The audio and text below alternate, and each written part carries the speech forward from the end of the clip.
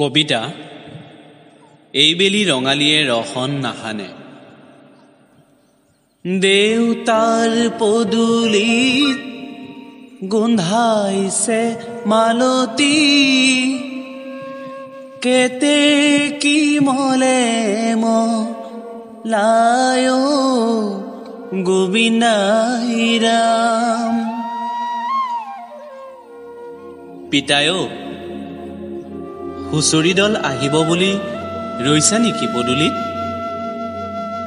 নাহে অ পিতাই, এইবাৰ হুঁচৰি দল নাহে। কুলিয়ে বিনাইছে, বিৰিষেও সলাইছে পাত, সেউজীয়াও হৈছে অ পিতাই, সেউজীয়া। কিন্তু এই অচিন ৰোগটোৱেহে হেজাৰ হেজাৰ মানুহ মাৰি পেলাইছে অ। বিহুনো কি অ পিতাই, জীৱনটোহে ধাই। দুখ নকৰিবিচোন, দুখ নকৰিবি অ পিতাই। বুজিছো বাপতি সাহোন ৰঙালী বিহুটো, সেয়ে দুখ লাগিছে নহয়।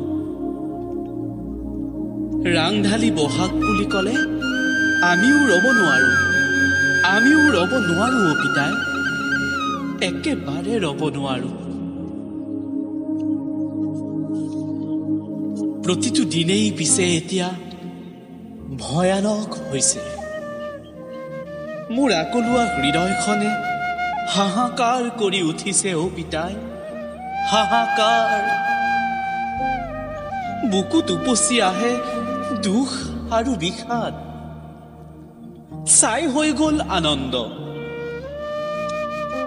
কৰোণা। ই কি অচিন ৰোগ অ পিতাই, মানুহবোৰক দেখোন অতি সহজে শ্মশানলৈ লৈ যায়। অ পিতাই, শাস্ত্ৰত বোলে লিখা আছে, কলিৰ শেষত অচিন ৰোগে দেশত বহু মানুহক লৈ যাব।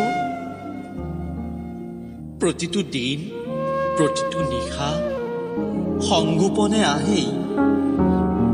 ই বুজি নাপায়, বুজি নাপায় আমাৰ ভাষা সংস্কৃতি, বুজি নাপায় ঢোল গগনা পেঁপাৰ শব্দ। সেই যে আমাৰ মায়াবী প্ৰাণৰ কণ্ঠ, কৃষ্ণৰ মূৰতে বকুল ফুলে পাহি, নিয়ৰ পাই মুকলি হল গোবিন্দা।